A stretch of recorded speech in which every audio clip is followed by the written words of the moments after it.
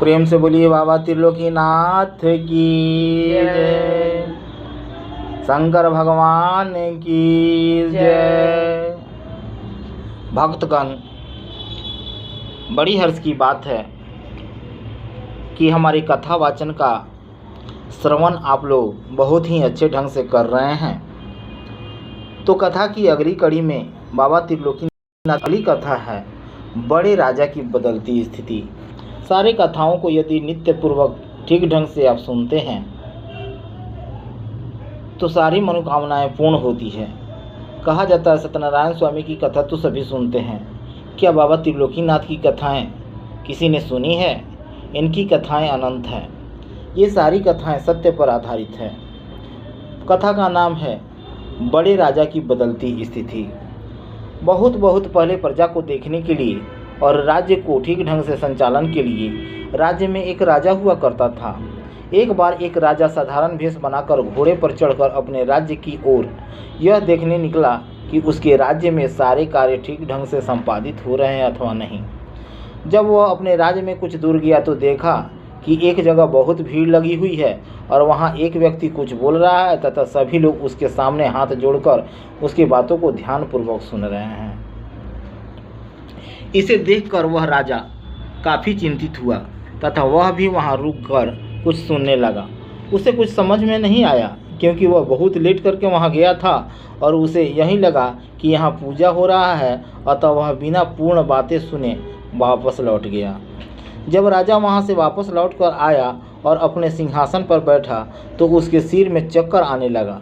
इस सिर दर्द के इलाज के लिए बहुत दूर दूर से हकीम वैद्य आने लगे, लेकिन उस पर कोई प्रभाव नहीं पड़ता था।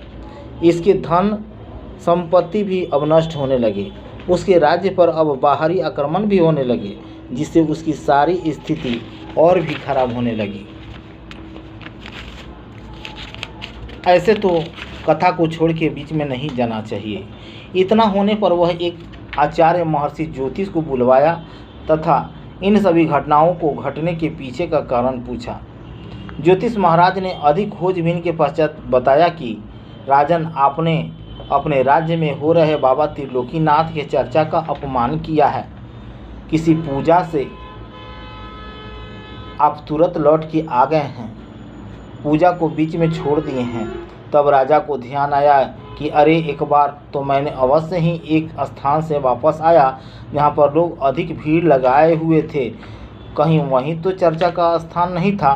तब ज्योतिष बाबा ने बोला, हाँ राजन, वहीं वह स्थान था। उसी समय से आपको सिर दर्द बना और उसी समय से आपके धन संपत्ति नष्ट होने लगी। तो प्रेम से बोलिए बाबा त्रिलोकीनाथ की जय। अरे राजन, आप जल्द ही इसके लिए उपाय करावें। आप तो निकट भविष्य में एक निर्धन भिखारी बनने वाले हैं। तब राजा बोला, नहीं बाबा, ऐसा मत कहिए और इससे बचने का उपाय बताइए।